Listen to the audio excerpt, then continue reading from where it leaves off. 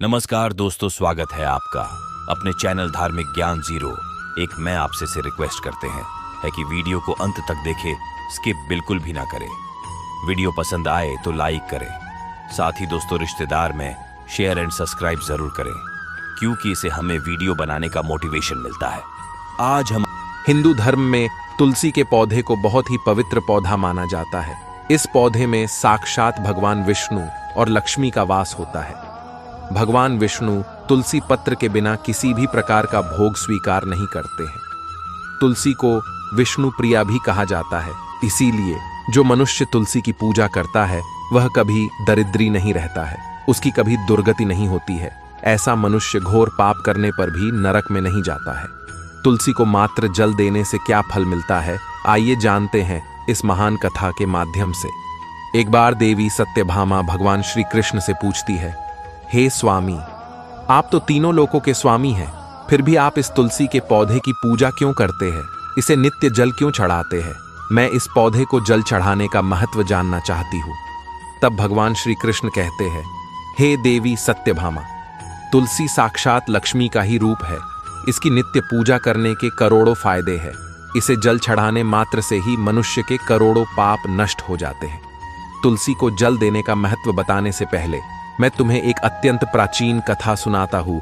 इस कथा के माध्यम से तुम्हें तुम्हारे सारे प्रश्नों के उत्तर मिल जाएंगे, इसीलिए तुम इस कथा को ध्यान से सुनो। श्री कृष्ण कहते हैं, हे देवी, जो भी मनुष्य केवल इस कथा का श्रवण कर लेता है उसे 100 वर्षों तक तुलसी को जल देने का फल प्राप्त होता है।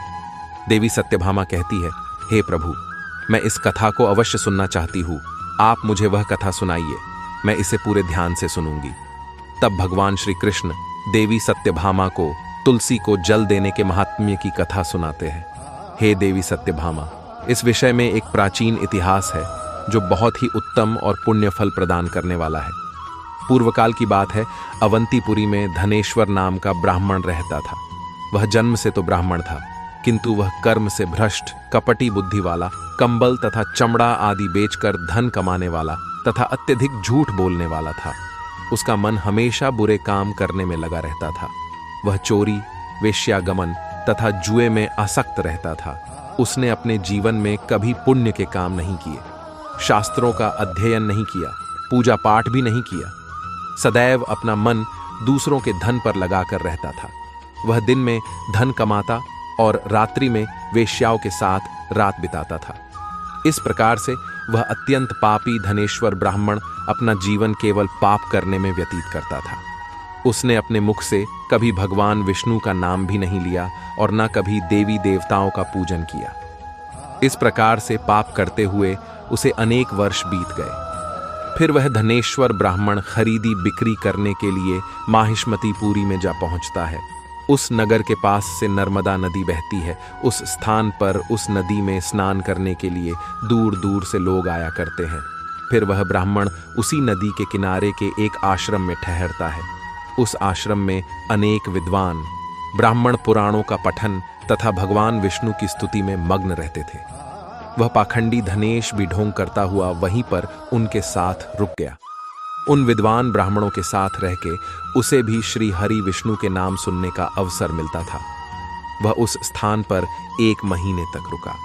फिर वहां पर आए लोगों ने गायों का पूजन करके ब्राह्मणों को भोजन कराया, तो उस पापी ब्राह्मण ने भी उनके साथ बैठकर भोजन किया और भगवान का प्रसाद ग्रहण किया। वहीं पर उस आश्रम में एक तुलसी का पौधा था। वह ब्राह्मण जाने अनजाने में ही उस तुलसी के पौधे में पानी डालता था।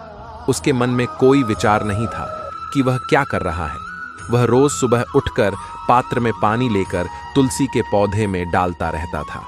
फिर एक दिन वह आश्रम में सोया हुआ था, तो उस स्थान पर एक सर्प आ गया और उस सर्प ने उसे नींद में ही काट लिया। उस पापी ब्राह्मण की नींद में ही मृत्यु हो गई। सुबह जब अन्य ब्राह्मणों ने उसे बेहोश अवस्था में देखा, तो उन्होंने उसके मुख में तुलसी पत्र और तुलसी का जल डाल दिया। फिर सभी ब्राह्मणों को पता चला कि उसकी मृत्यु हो गई है। उस पापी ब्राह्मण की मृत्यु के बाद उस स्थान पर यम के दूत प्रकट हुए और उसे पकड़कर यमलोक ले जाने लगे। रास्ते में जाते हुए वह ब्राह्मण विलाप करने लगा और यमदूतों से कहने लगा, हे यमदूतों, मुझे कहाँ ले जा रहे हो? मेरी मृत्यु किस कारण से हुई है?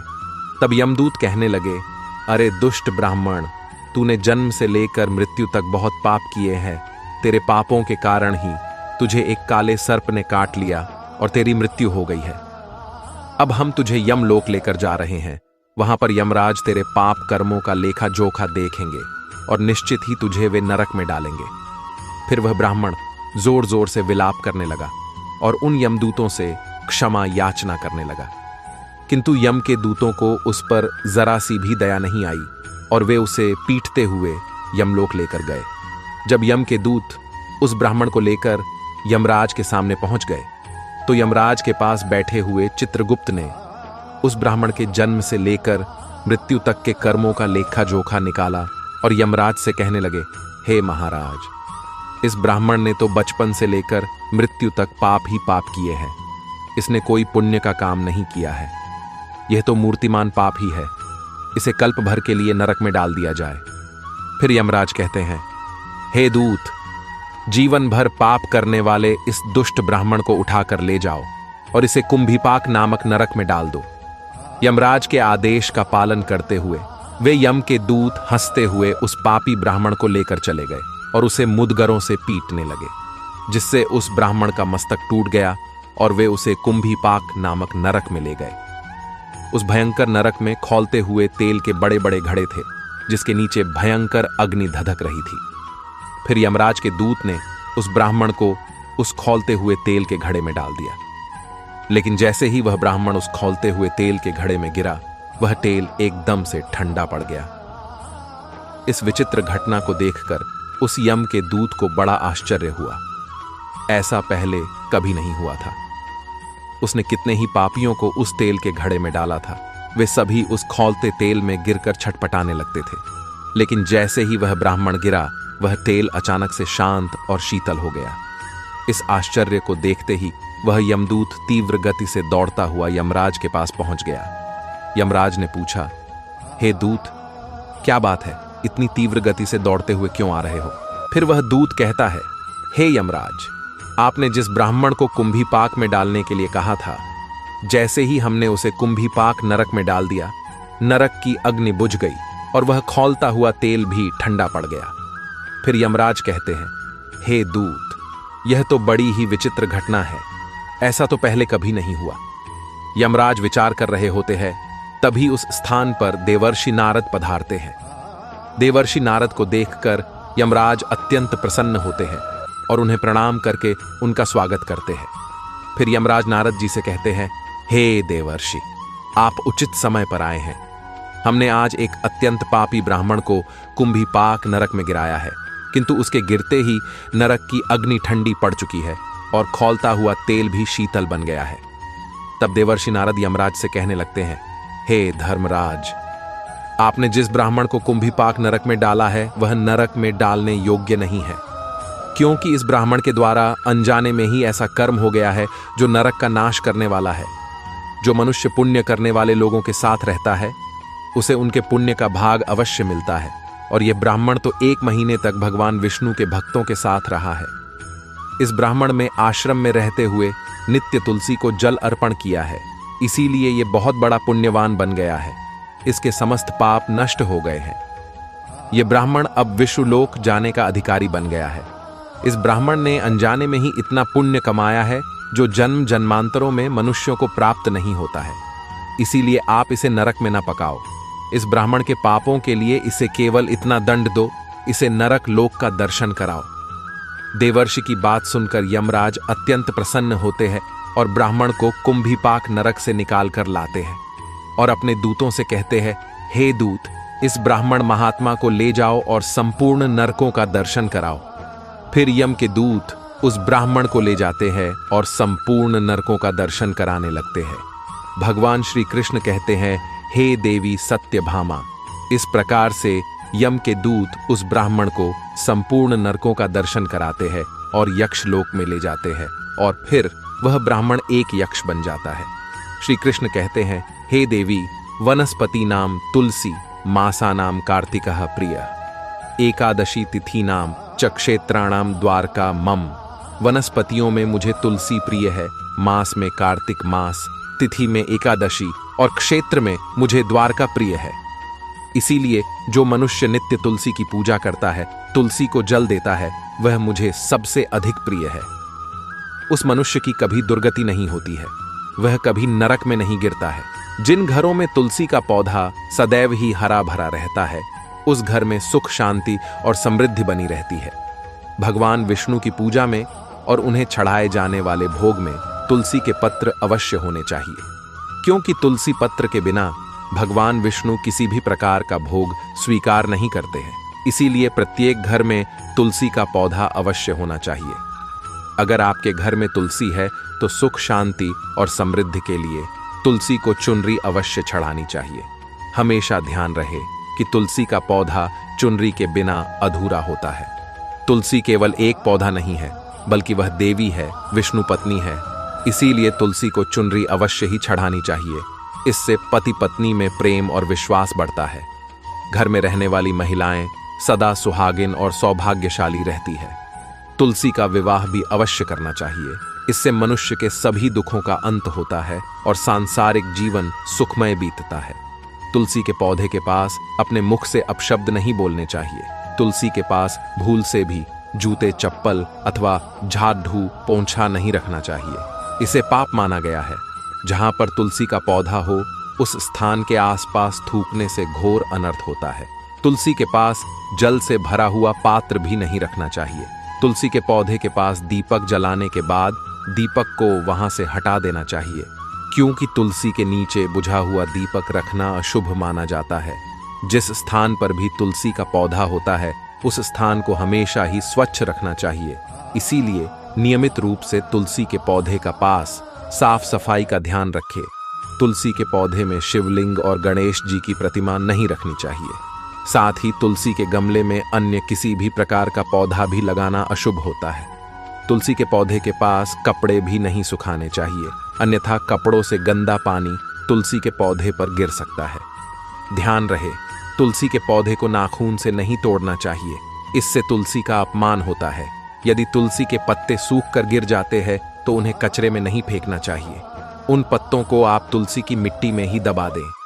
रविवार के दिन तुलसी के पत्ते नहीं तोड़ने चाहिए और रविवार को तुलसी को जल भी नहीं चढ़ाना चाहिए। बाकी अन्य दिन नित्य बिना चुके तुलसी को सुबह जल देना चाहिए और शाम के समय एक दीपक जलाना चाहिए। अक्सर महिलाएं स्नान के बाद अपने बाल खुले रखकर ही तुलसी को जल देती है। ऐसा करना गलत होता है। महिलाओं को हमेशा ही अपने बाल बांधकर माथे पर सिंदूर लगाकर ही तुलसी में जल देना चाहिए। इससे तुलसी का आशीर्वाद प्राप्त होता है। घर में तुलसी का पौधा लगाते समय ध्यान रहे कि इसके लिए गंदी मिट्टी का उपयोग न करें। तुलसी के पौधे के लिए शमशान की अथवा गंदगी वाले स्थान की मिट्टी का कभी उपयोग नहीं करना चाहिए। इससे तुलसी माँ रूठ जाती है और सूखने लगती है।